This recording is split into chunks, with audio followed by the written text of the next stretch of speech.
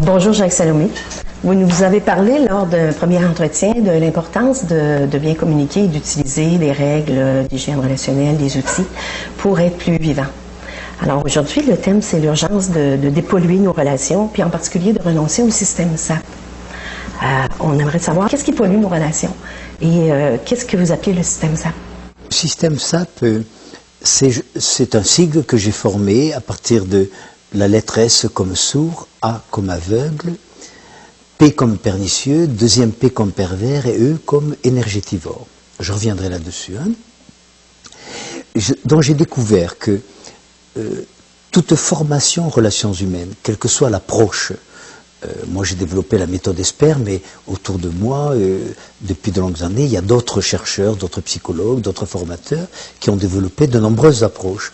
Mais il me semble que toute formation aux relations humaines devrait inviter à prendre conscience du système anti-relationnel dans lequel nous vivons, dans tous les pays du monde d'ailleurs, en Occident comme en Asie ou en Afrique, un système anti-relationnel, c'est-à-dire qui développe souvent l'inverse de tout ce que nous souhaitons.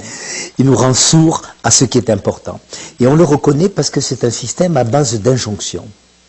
Ça veut dire qu'on parle sur l'autre au lieu de parler à l'autre. C'est un système, je l'ai dit, qui nous rend aveugles, parce qu'il est fondé souvent sur la dévalorisation. Un système qui est pernicieux, je l'ai dit, dans le sens où il va dévoyer les relations.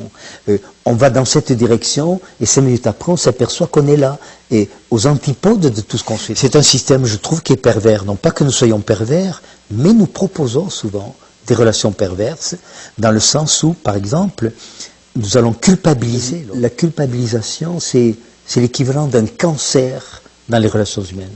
Ça détruit les cellules vivantes de la relation. Et puis pour terminer, c'est un système qui est énergétivore, dans le sens où ça maintient les relations dominant-dominé. Alors un enjeu pour bien communiquer, ce serait selon vous de bien connaître ce système-là, de pouvoir l'identifier, mais vous nous avez donné des indices, mais encore est-ce qu'il y a une façon de pouvoir reconnaître? Pour répondre à votre question, le système SAP, il est au tournant de toutes les relations, que ce soit dans le couple, dans les relations parentales, surtout à l'école. C'est un système très pervers qui va créer des blessures à nous, qui va créer des manques et des insuffisances. Et j'invite vraiment à arrêter de le pratiquer pour soi-même et à ne pas collaborer quand quelqu'un d'autre le pratique à notre égard.